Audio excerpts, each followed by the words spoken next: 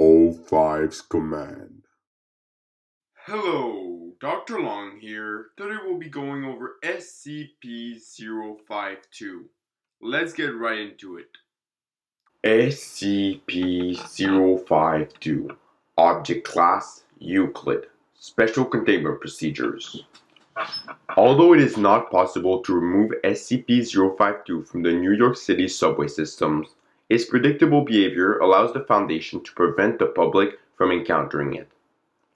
The 59th Street ABCD station is to be closed to the public from 11 p.m. to 1 a.m. on Saturdays and Sundays under pretext of track maintenance. During that time, the station is to be staffed with agents from Mobile Task Force Gamma 6. Agents have been ordered to prevent accidental public access to the station and to capture anyone seen leaving SCP-052. Anyone who has been on SCP-052 must be transported to Site-21. Anyone who has been on SCP-052 must be transported to Site-21 for debriefing and processing. Members of the public who see SCP-052 may be released after the administration of a Class B amnestic. Description: SCP-052 is a type of R4 New York City subway train. Official records indicate the train was built in 1932 in the Uptown AD track at the 59th Street and 8th Avenue station at 11:57 p.m. every Saturday. The train is in perfect condition and labeled as an A train.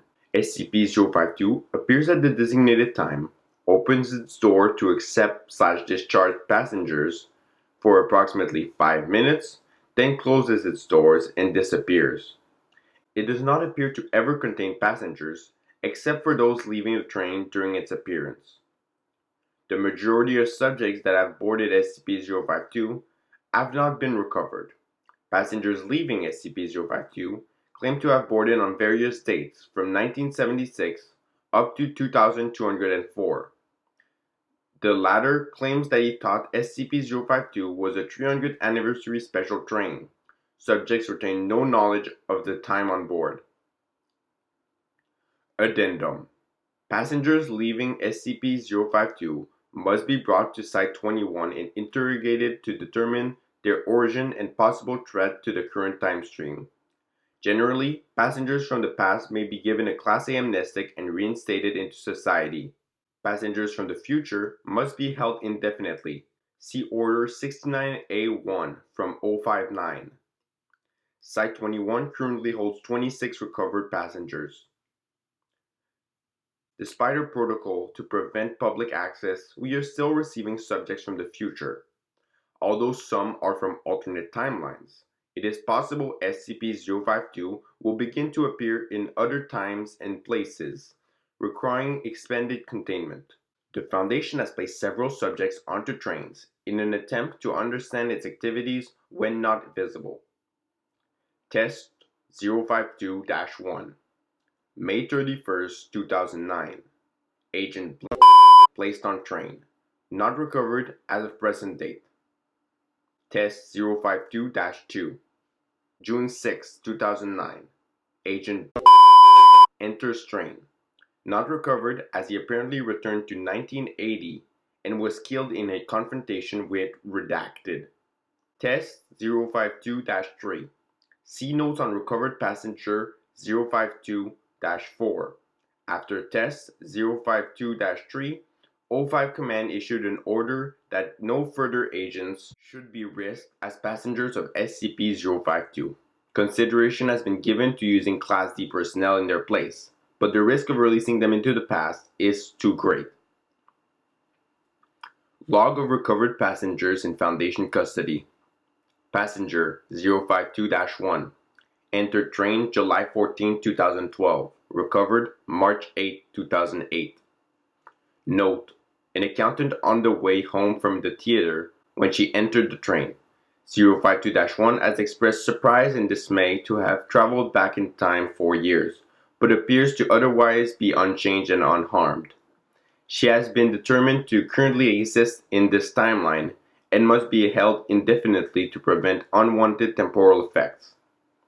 Passenger 052-2 enters train June 12, 1976, recovered March 15, 2008. Notes: subjects entered the train when lost on the way to Studio 54. Although unharmed and not a temporal threat, 052-2 is being held as the examining psychiatrist believes that 32 years is too long of a period over which to facilitate successful reintegration.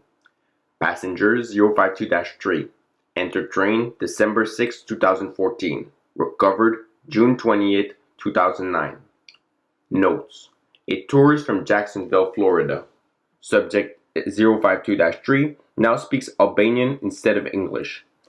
Held due to O5 orders, subjects from the future as well as possible reintegration difficulties.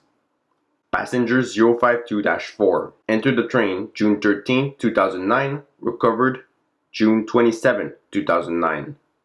Note: Agent from Test 052-3. Agent returned with his hand surgically removed and a note in his pocket with the message, "Send no more." Subject does not remember his experience on the train, but when subjected to hypnosis, revealed data expunged. Passenger 052-5. Agent entered the train at an unknown future date in violation of protocol. On July 11, 2009, body of subject was violently thrown from the train, landing 10 meters away. On examination, subject was found to have been data expunged. Whether security should be increased to prevent subjects from entering SCP-052 is under consideration. Passenger 052-6 claims to be a Level 4 supervisor from the SCP Foundation, who enters the train on December 2124. Subject has been administered Class A prime amnestic prior to boarding in a successful attempt to avoid the fate of passengers 052-4 and 052-5.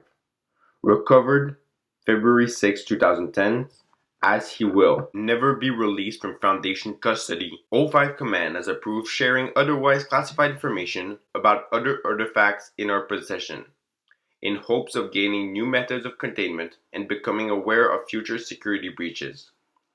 Agent has been cooperative and claims that it is good we don't know how to open SCP-699. Subject turns visibly pale and refuses to discuss this item further. To be a survivor of the Great Zombie Plague of 2092 causes to be a survivor of the Great Zombie Plague of 2092 caused by an SCP-008 containment breach. That SCP can be killed by data expunged with a data expunge, and SCP permission to try this has been denied by O5-blank. That he worked for Dr. Jack Bright. End of audio log. Time traveling train. Did not know we had one of those. But it's really a shame that so much of this document is expunged or redacted. Feels like it'd be really interesting to know what's causing, well, everything about this. So why was Agent hands surgically removed? And who left that note? But on another note, apparently Dr. Bright is still alive in 2124. Which, depending on how you look at it, is either really good or a proof that us and every future generation is doomed forever. On that note, though, that's going to be it for today. I'll see you folks in the next one.